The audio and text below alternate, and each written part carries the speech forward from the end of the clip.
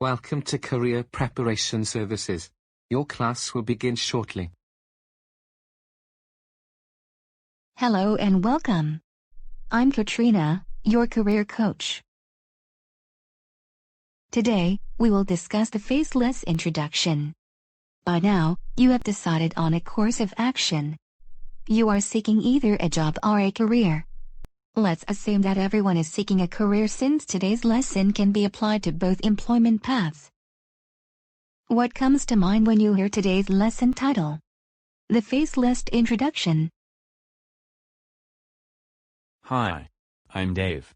When I heard the title, I thought the class would be about how to complete job applications and my resume. Yes, Dave. We will talk about how to develop your resume. Does anyone else have an idea? Hello. I'm James. I think it is more about what our resume represents. Great. Both James and Dave are correct. The Faceless introduction is about how your resume represents you. Before your face is ever presented to an employer, your resume is the foundation. We will discuss how you should professionally look on paper. Before we talk about the resume content, I want to point out two important physical characteristics of which you should be aware: your paper choice and your font. In the past year, I have used pastel-colored paper, so it can get noticed a little faster in the tons of white paper. Do you think this is a good idea? Perfect and timely question. We tend to want to get overly creative with this document, but we must maintain professionalism. Your paper should be a neutral color. I recommend any shade of white, tan, or gray. Over the years, I have received resumes on scented paper. This is a do not. Please be mindful of allergies. Of the many reasons to have your resume disregarded, you don't want it to be because it aggravated someone's allergies. Be considerate. The third aspect of your paper is your font choice and its size. You can never err on the side of professionalism. Use a traditional font and font size. Depending on your software, the choices may be great, but a few examples are Times New Roman, Arial, Tahoma or Calibri. As for size, don't feel the need to enlarge the font. To fill the page, use a size 12 font for the body content. You may go a few sizes larger for a header in section titles. If page space is an issue, you may use size 11. Our next topic is the resume content. This section will be broken down into many categories. Let's take a brief intermission. Now would be a good time to pull out your old resume. You can make notes on it as we go forward in the lesson.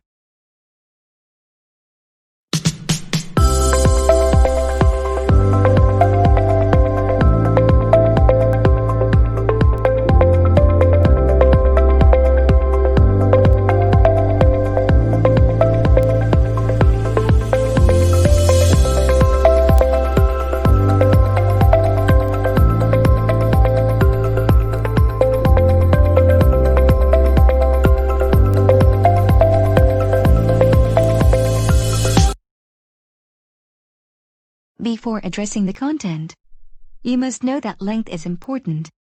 Your resume is neither your autobiography nor a magazine. It should reflect a span of 7 to 10 years of work history. Try to keep it at a 2-page max, not counting a cover letter. The resume's content should include 3 main sections: skills, work experience, education. You can include the objective as a 4th section. Let's talk about these a little more in depth. Can anyone tell us or describe one or all of the 4 resume sections? Let's see who's been quiet. How about the lady in the second row? I guess. The objective describes the job you want. Your skills are what you know how to do. Your education is where you went to school and graduated. And your experience is where you have worked in the past. Excellent summary. The objective is a short sentence or phrase that identifies your employment goal. For example, certified high school teacher seeking a part-time summer school position. The objective should not be more than a sentence or phrase. Second, the skills summary consists of a list of select buzzwords associated with your professional experience.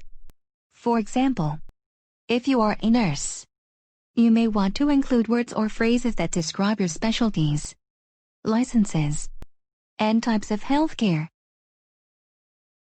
I'm a recent nursing assistant graduate.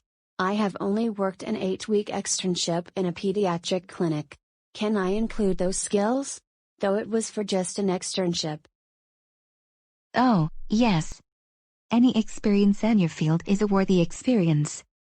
Your externship is a great foundation on which a new employer can build. Be concise about what you learned. For example, wound care, infection control, vital statistics, charting. Limit your skills summary to a max of 10 buzzwords or phrases. Depending on your resume format, you may be able to create columns to have about 12 to 14 words or phrases. Don't try to list everything here. They can be added to your work history segment. The education portion is a little tricky for some, because they are not sure how much is too much or too little. I want to clarify a few things about your education. Number 1. You should include education that you have completed. For example, if you graduated from high school but did not attend college or trade school, your resume would list your high school. Do not include the graduation date. We will later talk about why. Furthermore, if you attended and graduated from college, your resume would list the school and degrees earned. Start with the most recent. For example, you obtained a bachelor's in 2016, followed by a master's in 2018. You would list the master's first and then the bachelor's. High school won't be needed here. I went to college for 3 years. I did not graduate. I was able to get work in my field of study without a degree. That was a long time ago. Is that possible in the current job market? Good point. There are different opinions on this topic. I believe that if you have more than 2 years of college, you should indicate it by listing the school, degree program and credit hours that you completed. Here are examples of how you can display completed versus incomplete education. Notice, if you have studies beyond high school, you do not need to list your high school. Avoid putting your graduation date on your resume. On an application, it may be required, but not on your resume. Your age can be assumed by the completion date of your education. It can open you to age discrimination. The next section is the largest segment of your document. Work experience. Remember, this should reflect the past 7 to 10 years. Summarize your duties with brief phrases or bullet points. For organizational purposes, I suggest that you narrow your duties to the top 3 to 5 major responsibilities for each position indicated on your resume. Don't forget about significant accomplishments and contributions. Again, it's easy to try to list everything, but don't. Again, this is not a book. Listing 3 to 5 significant duties allows you to use the rest as talking points in an interview. Plus, an employer only wants to see if you have the core experience they are seeking. Be specific with your descriptions. I have a 2-part question. 1. How do I know what duties will be important enough to a hiring manager? 2. How do you show that you did more than your job, but someone else's too? For example, I was a secretary, regularly given some of the office manager's duties. Amazing questions. Let's take one at a time. First, there may be times when you may need to edit your resume just a little. If you are qualified for the position, compare the job duties and the ad with what you have on your resume. If you have the skill but did not list it, I suggest that you add it to your resume by removing something less significant. If you don't have 5 bullets or duties listed, simply add more to total 5. This gives you more buzzwords for the recruiter to source when screening resumes. During this series, you will be building a solid resume. To avoid many edits, we will focus on capturing both your hard and soft skills for the positions you seek. Now to your second question. Doing your tasks and those of someone else in the office. On your resume, first, indicate core duties for your own job title. Then, you can include that you were responsible for certain office manager duties by listing some of them.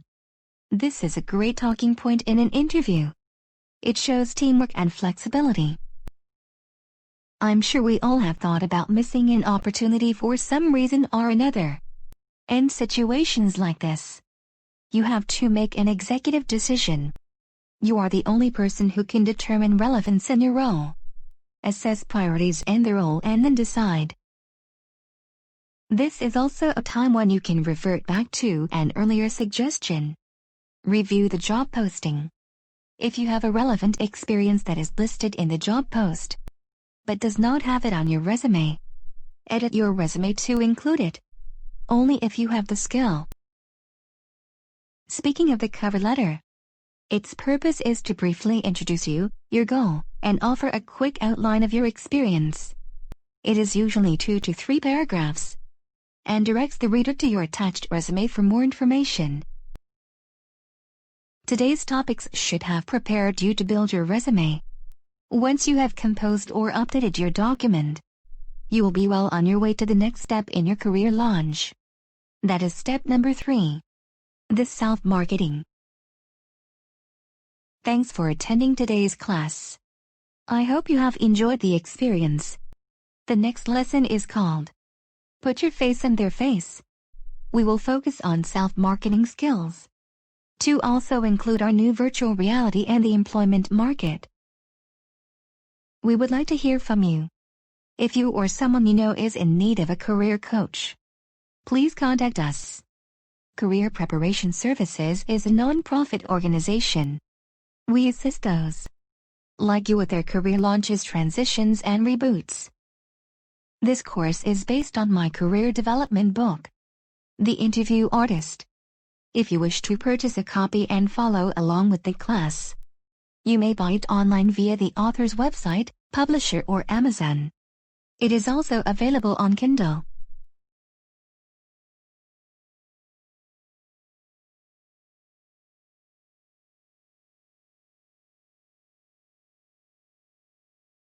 Goodbye. Thanks for visiting Career Preparation Services. I hope to see you next time.